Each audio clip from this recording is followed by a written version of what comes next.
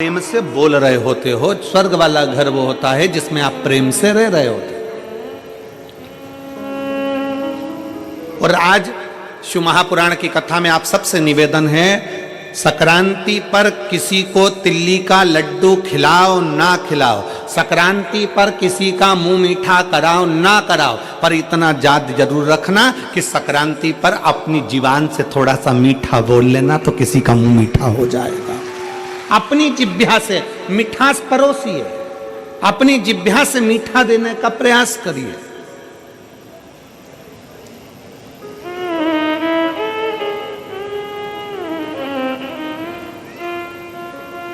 हम अपनी जिह्वा से मिष्ठान नहीं दे पा रहे हैं, वो देना है हमको।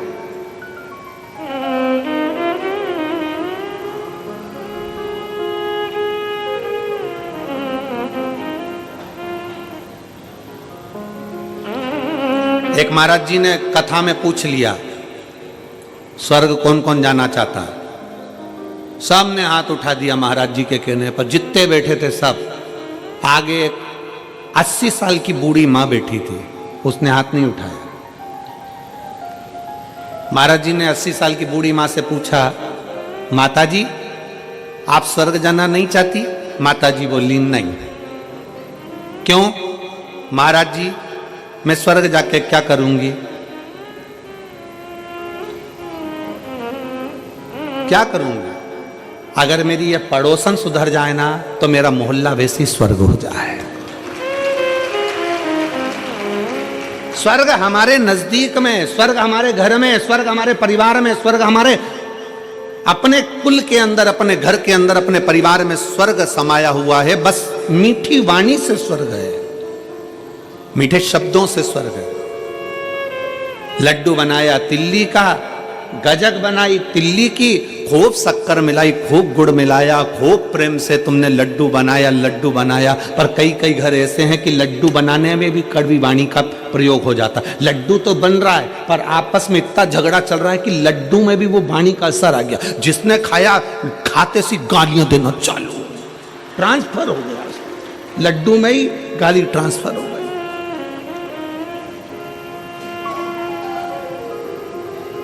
ये विचारों से होता है। एक राजा को रात भर नींद नहीं आती थी, बड़ा बेचैन रहता था, बड़ा बेचैन। पूरी रात कर्मठ बदलता रहता था राजा, पूरी रात। और राजा पूरी रात कर्मठ बदलता। 20 दिन हो गए, 1 महीना हो गया, 1.5 महीना हो गया, 2 महीना हो गया, राजा कर्मठ पे कर्मठ बदलता, नींद नहीं आती, बेचैनी होती। राजा को सपने में लगता कि मेरे राजमहल में से पानी टपक रहा है, राजा को लगता कि कोई रो रहा है, राजा को लगता कि कोई अंदर से पुकार रहा है। राजा अपने गुरुजी के पास गया, गुरुदेव मुझे समझ में नहीं आता कि मैं राजा हूं, नगर का राज्य मेरे पास में है, पर समझ में नहीं आता कि मुझे लगता है कि मेरे महल टूट गया, उसमें से पानी टपक रहा है, अंदर से कोई रो रहा है। भोजन करता हूं, चित्त नहीं लगता, बेचैनी होती है, अंदर से बहुत बेचैन हूं। गुरुजी ने पूछा, घर में सब ठीक तो है? हाँ, राजघराने में तो सब ठीक है, पर मुझे ऐसा क्यों हो रहा है? तुम्हारे राजघराने में रानी को भी ऐसा हो रहा है? तो कहा रानी भी अगर भोजन करती है तो चिड़चिड़ करती है, गुस्सा करती है, बेचैन रहती है, बात नहीं करती, बहुत टेंशन में दिखती है, डिप्रेशन में पड़ी रहती है। बच्चों के साथ भी यही प्रॉब्लम हो रहा है। महाराज गुरुजी आप बताओ क्या करें? राजा ने कहा कि मैं कल तुम्हारे महल में पहुंचूंगा। राजा महल में गया, जहां भोजन बन रहा था, उस भोजन बनाने वाली माँ से एक स्त्री भोजन बना रही थी, उस स्त्री के पास राजा गया और इस स्त्री से पूछा, बहन इधर आओ। हाँ महाराज जी, दंडवत प्रणाम।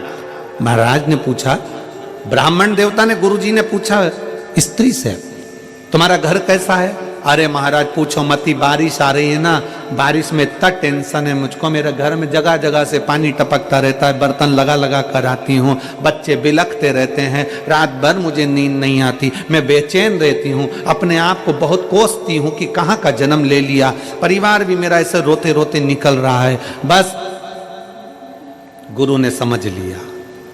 गुरुजी ने राजा से कहा, एक काम करो, इस भोजन बनाने वाली का मकान बनवाओ, इस भोजन बनाने वाली का मकान बनवाओ, इस भोजन बनाने वाली के लिए व्यवस्था अच्छी कर दो, फिर देखते हैं क्या होता है। भोजन बनाने वाली का मकान बन गया, व्यवस्था अच्छी हो गई, बच्चों को कपड़े मिल गए, आभूषण मिल गए, भोजन मिल गया।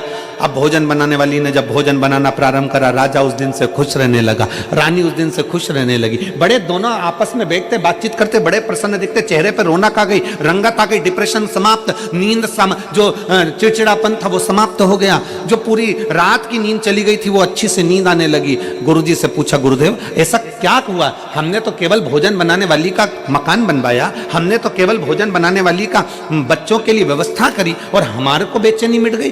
गुरुजी ने कहा, जो भोजन बना रही थी वो दिन भर टेंशन में रे कर आटा उसनती है, सब्जी काटती है, सब्जी बगाड़ती है, और इतना टेंशन लेकर उसने भोजन बनाया, वो टेंशन खाने के माध्यम से तेरे शरीर के अंदर चले गया और वो चिंता तुझे खाने लगी। वो सुखी हो गई, तू सुखी हो गया। हमारा घर हमारा स्वर्ग है। घर में बहू भोजन बनाने वाली, घर में काम करने वाला व्यक्ति, घर में रहने वाला व्यक्ति। हमें अपना घर ऐसा नहीं बनाना कि झाड़ू लगाने वाले आई वो पूरे मोहल्ले का टेंशन हमारे घर में छोड़कर चली गई, बर्तन वाली आई वो पूरे मोहल्ले का टेंशन हमारे घर में छोड़कर चली गई, वो सब्जी भोजन बनाने वाले आया हमारे घर में पूरा टेंशन देकर चले गया। भोजन बनाने वाले से भी बात करो तो ऐसी बात करना, भैया प्रसन्न चित्त में भोजन बनाना, मुसद्दी लाल जैसे नहीं।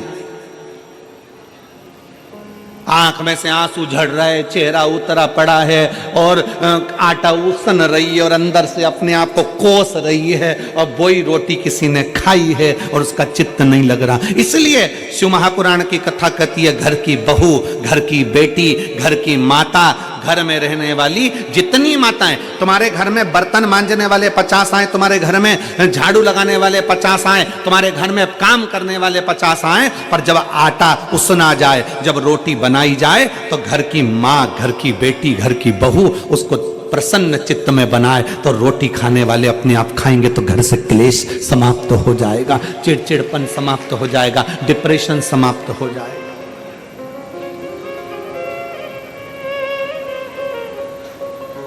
करिए, मना नहीं है। आपके घर में सब आए, बिल्कुल मना नहीं है, पर भोजन परोसने का जब समय आए, भोजन बनाने का समय आए, उसमें थोड़ा बस भोजन बनाने वाला भी रखो, पर सब्जी का बघार मैं लगाऊंगी, रोटी तू बना, आटे में पानी में डालूंगी, भले इतना सा पानी डालूं पर प्रसन्न चित्त में डालूंगी। तू पूरी सब्जी बना, तू खीर बना, मना नहीं है, पर शक्कर में इतनी सी, भले 2 दाना शक्कर डालूं पर मेरे अपने हाथ से डालूंगी, प्रसन्न चित्त में डालूंगी। मैं घर की मां हूं, मैं घर की लक्ष्मी हूं, मेरे घर की बहुएं इस घर की लक्ष्मी है, बेटियां हैं, वो डालेंगे इसमें शक्कर, भले 2 दाना डाले, भले इतना सा पानी डाले, भले इतना सा बगार का एक जीरा मात्र भी डाले, पर घर की बहू बेटी इतना सा डाले, बाकी का सब भोजन बनाने वाले। उसमें हमारे घर में एक निर्मलता का भाव आता है, स्नेह का भाव आता है, प्रेम का भाव आता है।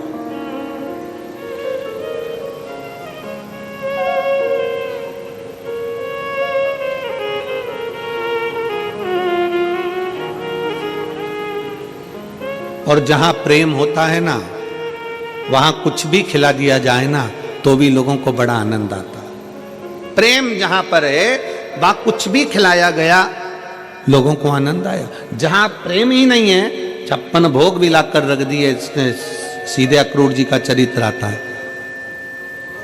दुर्योधन के घर के 56 भोग छोड़कर भगवान अक्रूर काका के घर में चले गए।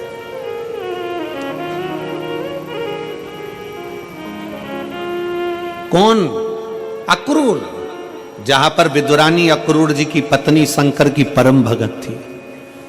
शिव जी से बस केवल एक वर मांगा था उस अक्रूर जी की पत्नी विदुरानी ने कि एक बार द्वारकानाथ मेरे घर पर आए।